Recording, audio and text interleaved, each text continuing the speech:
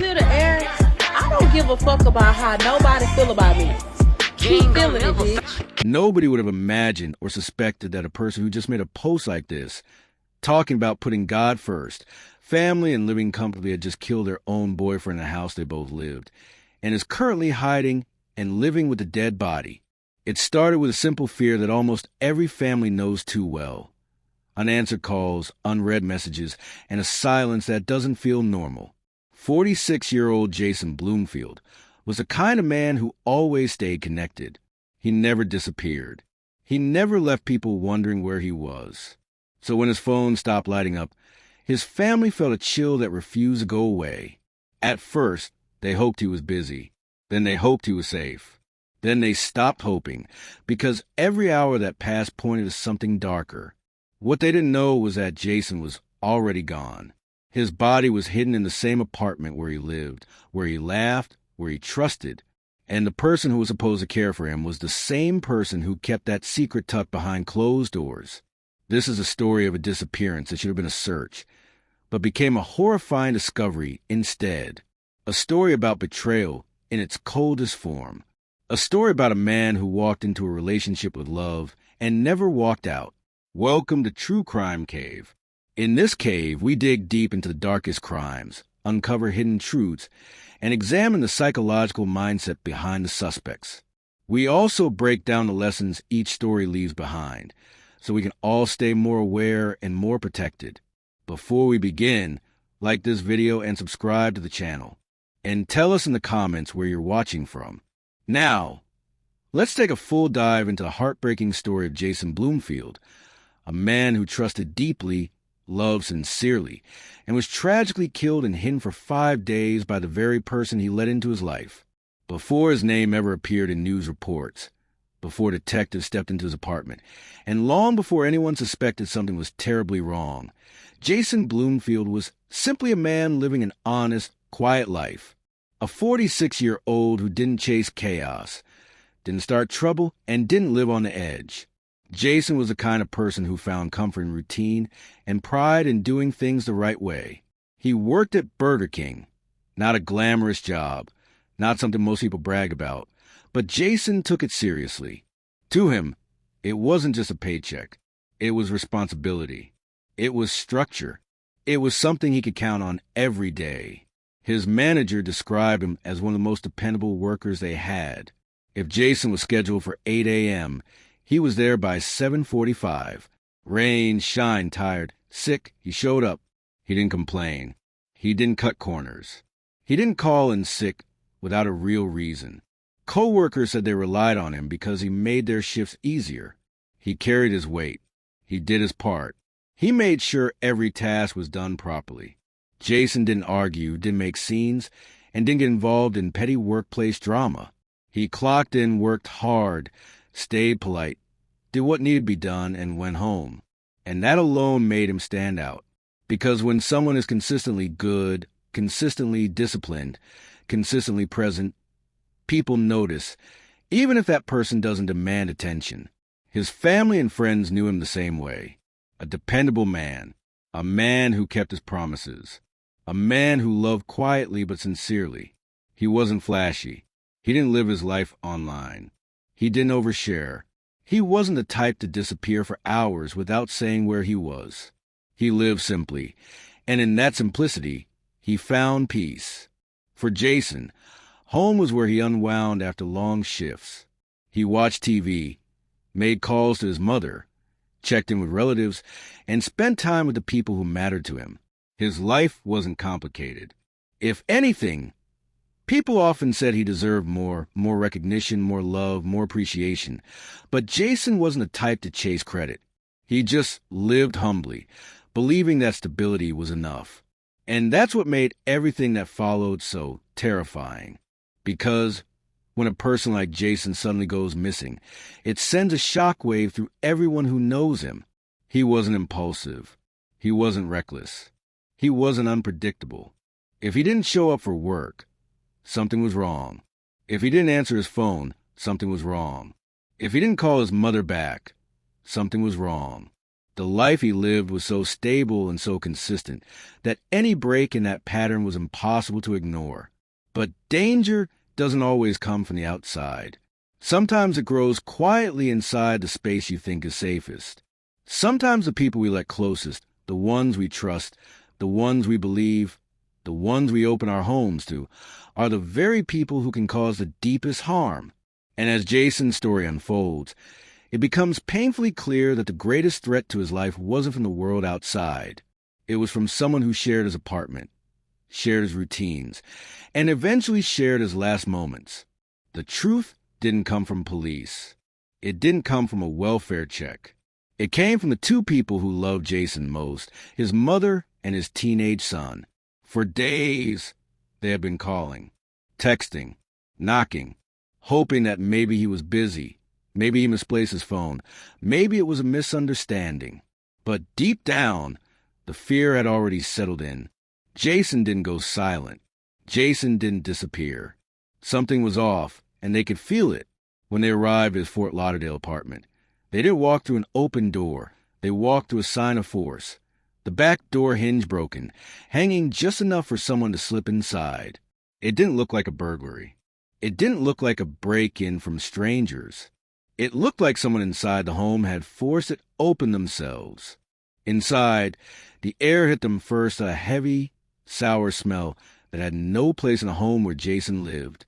His son stopped in the doorway. His mother covered her nose.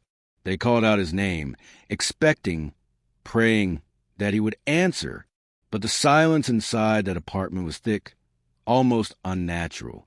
They moved through the home slowly, room by room, noticing things that didn't make sense. Clothes piled where they shouldn't be, blankets layered in strange positions, a bedroom that looked staged, as if someone had tried to hide something rather than clean. And then they found him. Jason's body was underneath a pile of clothes and blankets, stuffed in a way that didn't look accidental, not peaceful, not natural. His teenage son was the one who uncovered the truth, a moment no child should ever experience. His father wasn't missing. His father was there the entire time, hidden in the same home where he once cooked meals, rested after work, and tried to build a peaceful life. The body was already in an advanced stage of decomposition. According to reports, decomposition had progressed so far that authorities could immediately tell he had been dead for days. This wasn't sudden. This wasn't moments old. Someone had lived in that apartment, or entered it, long after Jason took his last breath. His mother broke down, his son froze, and the nightmare became real. Everything they feared and prayed was wrong was suddenly right in front of them. In panic, they ran outside, calling 911, their voices shaking as they tried to explain what they had just seen. Police arrived quickly, and within minutes the apartment became a crime scene. Yellow tape, gloves, cameras. Investigators piecing together what had happened in the home of a man who never caused trouble. The story of a missing person had just turned into a homicide investigation. And as officers surveyed the scene, one question rose above everything else. Who would do this to Jason? And why was his body hidden instead of reported, before the detectives even stepped foot inside Jason's Fort Lauderdale apartment? The air outside had already begun to thicken with unease. Neighbors spoke in whispers about the sounds they had heard. 6 sharp gunshots that had cut through the quiet of the morning. To most, it might have sounded like something ordinary, a car backfiring, some construction noise. But to anyone who knew Jason, the timing was impossible. He wasn't reckless. He wasn't careless. He wasn't the kind of man whose life would erupt in chaos for no reason. And yet, someone had violated the very space he called home, turning it into a scene of horror. When law enforcement entered the apartment, they were met with a scene that spoke volumes. Even before any words were spoken, Jason's body had not been left where it had fallen. It had been moved, carefully yet clumsily tucked beneath blankets and clothes, as if hiding him could somehow erase what had happened. The bedroom door had been blocked, a physical barrier meant to delay discovery. The smell was immediate, heavy, and unmistakable. The odor of a body beginning to decompose in the stillness of a home that should have been filled with ordinary life. But the traces of the crime went beyond the placement of Jason's body. There were signs that someone had tried to erase evidence. A mop, rags, bleach, scattered throughout the apartment. Every swipe of the rag, every corner scrubbed, every surface wiped had been done not to clean, but to conceal. The effort was desperate, hurried, and incomplete, leaving a trail of clues that investigators would later follow like breadcrumbs. As the investigation continued, the digital footprint of the crime became just as chilling as the physical scene. Messages were sent from Jason's phone after the estimated time of death. Words typed in haste, in someone else's voice, messages meant to convince friends and family that he was still alive. Screenshots and recovered texts painted a picture of deception, manipulation, and calculated concealment. And then there was the financial evidence. A Zelle transfer from Jason's account to Veanitta Lenon's. Hours after he had already died, his money was moved, another thread in the tangled web of betrayal. Even the small things in the apartment told the story. A Facebook post appeared shortly after the crime, cryptic, chilling, and seemingly casual. Satan gets busy. It was a comment that would later make investigators pause, not for its content alone, but for the audacity behind it. While Jason's body lay hidden, the person responsible continued to live in the same space, posting online as if the morning's events were nothing more than background noise. The apartment was quiet now, but it spoke loudly. It spoke of fear and control. It spoke of panic and planning. It spoke of a man who had lived a life of reliability and order, and a woman who had brought him into a world that would erase that stability forever. The space that had once held comfort, safety, and routine had been transformed into a haunting puzzle, one that would challenge investigators, horrify family, and leave a community struggling to understand how trust and intimacy could twist into violence so lethal, so final. Before the authorities had pieced together the full story, Veanitta Lenon had already stepped into the room. She stood before investigators with tears in her eyes, or at least that was how she presented it. Witnesses and investigators would later describe it as a performance, a carefully curated display of emotion, almost rehearsed, as if she knew exactly which strings to pull to gain sympathy. Her crying seemed to start and stop at convenient moments, pauses timed just right for questions to land softly. It was a mask, a shield, a tactic that spoke more about calculation than remorse. Her accounts of the night Jason disappeared were inconsistent, layered with contradictions that grew under scrutiny. At first, she claimed that arguments had erupted late in the evening, a normal disagreement that escalated out of control. Later, she adjusted the timeline, placing the arguments earlier, interweaving her story with fragments she hoped would align with what neighbors and relatives could confirm. Every version of her story seemed to shift just enough to protect her, just enough to evade suspicion. Neighbors and family members who were questioned revealed that she had been trying to solidify her narrative long before detectives could pin down the facts. Relatives said she asked about what witnesses had seen. Neighbors reported subtle attempts to establish an alibi. She wanted to make sure the story she told investigators matched the story others would provide, a web of tales designed to make a missing man seem like a matter of confusion rather than a murder. And yet, beneath the carefully constructed facade, there were cracks. Tiny inconsistencies that investigators noticed, discrepancies between the reality of the scene and her narrative. The lies weren't elaborate. They were simple human miscalculations that, when pieced together, reveal the extent of her manipulation. Every fake cry, every shifted timeline, every attempt to build her story with neighbors and relatives painted a portrait of a person deeply aware of the consequences, but seemingly indifferent to the life she had taken. It was the kind of behavior that made professionals pause, not because it was dramatic or theatrical, but because it was unnerving in its calm, unnerving in a way it tried to bend reality, while a decomposing body lay hidden in the apartment. Her actions suggested a mind that was calculating, controlling, and shockingly untroubled by the gravity of what had been done. The long arm of justice finally reached Veanitta Lenon on May 2nd, 2025. It was early in the morning when U.S. Marshals and local authorities approached her, a quiet knock that carried years of suspicion and unanswered questions. In that moment, The calm she had maintained for so long, the curated stories, the carefully timed tears, the attempt to control the narrative, could no longer protect her.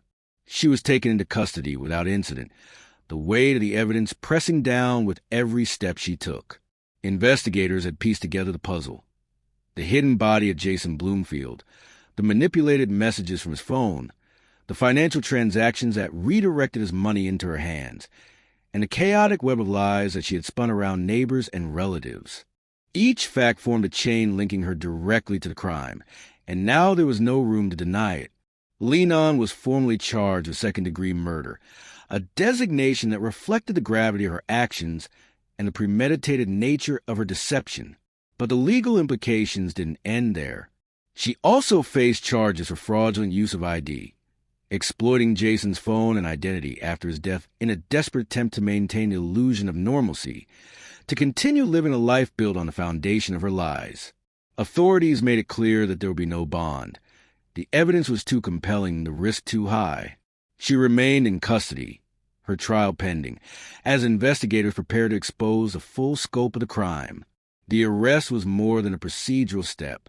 It was a moment when suspicion became certainty, when the community that had whispered and wondered could finally confront the reality of what had been done. It was a closure of one chapter, the opening of another, one where the truth, as horrific as it was, would be laid bare in court. Every witness, every neighbor, every family member who had followed the case could finally breathe a little easier. The person who had hidden a man's life away, who had staged his disappearance and tried to rewrite history through digital messages and fabricated alibis, was now behind bars. And while the trial would decide the legal outcome, the arrest itself was a testament to the painstaking work of law enforcement, a reminder that even the most carefully concealed crimes eventually surface. The question lingered in everyone's mind. What drove Veanitta Lenon to do what she did? Was it jealousy, greed, fear, or some combination of all three? Psychologists and criminal behavior analysts who later examined the case pointed to a chilling pattern. An intense need for control, a willingness to manipulate reality, and an unsettling comfort with deception. Jealousy seemed to fuel much of her behavior. Jason Bloomfield's independence, his small joys, and even his predictable routines may have threatened the carefully constructed world she wanted to dominate. Each missed call, each routine task he did without her knowledge, each small moment of autonomy became a crack in facade she relied on to maintain her sense of power. Financial strain was another factor, woven into the fabric of her actions. Using Jason's phone, accessing his accounts, transferring money through Zelle. These were not just acts of convenience. They reflected a mindset that viewed his resources as extensions of her own control, a dangerous entitlement that justified morally and legally unacceptable actions in her mind. Control extended beyond the tangible. Her texts, her social media posts, her carefully staged alibis. Every step was calculated to shape the narrative, to influence perception, to assert dominance over the story itself. The post she published after Jason's death, filled with cryptic references to God, Satan, and self-proclaimed righteousness, illustrated a mind attempting to rewrite reality, to frame herself as untouchable even after committing an unspeakable act. It was brazen, almost surreal. The digital world became her theater, her stage, and her escape. Her behavior during interviews and interactions with investigators added another layer. The fake crying, the inconsistent timelines, the attempts to enlist neighbors or relatives as witnesses. Each was an effort to manipulate truth, to test boundaries, and to see how far she could go before consequences caught up. Experts noted this is often a hallmark of individuals who are capable of calculated violence. The ability to blend charm with deception, to appear vulnerable while concealing dangerous intent. What emerges from a closer look at her psychology is not just a story of a single act of violence, but a portrait of a mind operating under extreme selfishness, emotional detachment, and moral distortion. It is a story of someone who saw life, relationships, and even human existence as tools to be wielded, controlled, redirected, and ultimately erased to maintain their own narrative. And perhaps most haunting of all, her calm after the crime, Her ability to continue posting, messaging, and present herself publicly underscores a lesson in vigilance. The signs were there, if only someone had recognized the patterns: obsession, control, manipulation, and an ever-growing detachment from the consequences of actions. In Veanitta Lenon's actions, we see a psychological blueprint of danger that can manifest in the most ordinary settings, a relationship that seemed private and contained, but which, beneath the surface, was spiraling toward a catastrophic breaking point. It's a reminder that understanding human behavior isn't just academic. It can be life-saving. The aftermath of Jason Bloomfield's death rippled through his family, his community, and everyone who had ever trusted him. When his teenage son and mother discovered his body, the shock was immediate, gut-wrenching, and impossible to prepare for. They hadn't just found a missing man. They had stumbled upon the final, horrifying confirmation that someone they trusted had turned against them in the worst way imaginable. The newborn impact of the tragedy was felt in every corner of their lives. Friends and neighbors described the scene as surreal, a disbelief that even proximity couldn't dispel. One moment, Jason had been the dependable father, son, and friend. The next, he was gone, leaving behind only grief, questions, and a lingering sense of betrayal. The community reacted in waves. Lancaster and Fort Lauderdale residents followed the unfolding story with a mix of horror and sorrow. Social media lit up with tributes to Jason, memories shared by co-workers at Burger King, by friends who had laughed with him, and by family who knew the quiet dignity of his life. He never hurt anyone, many wrote. He was always good, always fair. Why did this happen? Yet amidst the court proceedings and community discussions, the emotional consequences lingered in the hearts of those who loved Jason. His mother spoke of a son who had been kind, consistent, and devoted. His co-workers remember a man whose work ethic and reliability set him apart. Friends recalled quiet acts of generosity and support, gestures that went unnoticed by many but left lasting impressions. The grief wasn't contained to his immediate family. The story became a cautionary tale about trust, manipulation, and the hidden dangers that can exist even in relationships that appear stable. For some, it sparked conversations about how to recognize controlling behavior, how to respond to early warning signs, and how communities might intervene before tragedy strikes. Even now, long after the headlines faded, the impact of Jason Bloomfield's loss continues. His life, brief and ordinary in many ways, serves as a reminder of the fragility of safety, the importance of vigilance, and the devastating consequences when manipulation and control go unchecked. In the echoes of this tragedy, the message is clear. Trust your instincts, notice the patterns, and never underestimate the warning signs. Sometimes danger comes not from strangers, but from the very people we invite into our homes and hearts. Jason Bloomfield's story leaves more than grief in its wake. It leaves lessons, hard, urgent lessons that too often come too late. When we examine the events leading up to his death, a pattern of warning signs emerges, clear enough for hindsight, yet easy to miss in the moment. Control, digital manipulation, financial exploitation. These were threads woven into Veanitta Lenon's relationship with Jason, small signals that might have seemed harmless at first, yet in reality pointed towards something far more dangerous. Every Zelle transfer from Jason's account, every suspicious text sent in his name after he was gone, every carefully constructed alibi was a red flag, a glimpse into a mind intent on deception and domination. Relationships don't have to be explosive to be dangerous. Sometimes danger hides behind normalcy. Jason was reliable, consistent, calm. His life was simple, anchored in routines and responsibilities. And that simplicity made the signs easier to overlook. Neighbors heard arguments, but nothing stood out as a clear threat. Friends noticed unusual posts and cryptic messages, yet dismissed them as social media drama. The digital world amplifies red flags. Posts meant to intimidate, manipulate, or assert control are often written off as trivial, especially among young or trusting individuals. But these traces, cryptic comments, sudden bursts of anger, digital attempts to rewrite reality, can serve as critical warnings. For Jason, the combination of financial exploitation, digital deceit, and escalating tension became lethal. Beyond the digital sphere, the personal interactions mattered too.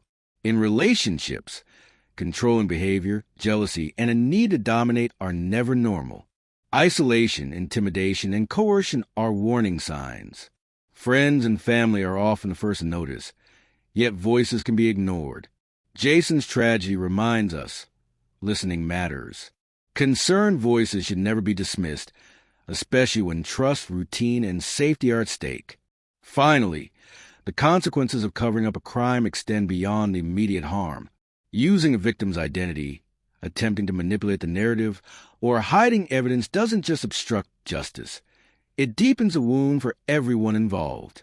The aftermath becomes more painful, more complex, more haunting. For the audience, the takeaway is clear. Awareness saves lives. Recognize control. Respect warning signs. Intervene safely when something feels wrong. Encourage victims to speak. Protect those who are vulnerable. Jason's life and death are a reminder that vigilance, empathy, and action are essential tools in preventing tragedies before they strike. Jason Bloomfield's story doesn't end with the arrest or the headlines. It continues in the lessons left behind, the conversations we have about trust, relationships, and safety, and the vigilance we bring to the people we care about. Have you ever noticed warning signs in a friend, a partner, or a family member? Have you seen controlling behavior, financial manipulation, or subtle intimidation, and wondered whether it was serious? For Jason, the signals were there, sometimes visible, sometimes hidden behind normalcy, and they were tragically ignored until it was too late. This is more than a story about one man's life cut short. It is a reminder that danger often grows quietly in the spaces we consider safe. The people we trust, the routines we count on, the digital interactions we dismiss, all of it can carry warning signs if we pay attention.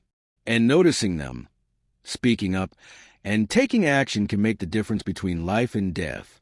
Jason's family, his son, his friends, and even those who only knew him from afar, are left with grief that words cannot capture. But their pain can inspire awareness. It can remind us to take threats seriously, to listen to the instincts of those around us, and to support those in potentially dangerous relationships. If you or someone you know is in an unsafe situation, there are resources. Domestic violence hotlines, local authorities, and trusted support networks exist to help. Safety and vigilance matter. Thank you for staying with us through this story. Share your thoughts, your reflections, or your experiences in the comments below. Let's create a space where awareness and understanding matter more than sensationalism. And as always, subscribe to True Crime Cave to stay informed, engaged, and prepared. More stories await. Stories that teach, caution, and illuminate the hidden dangers in the world around us. Stay alert, stay compassionate, and above all, stay safe.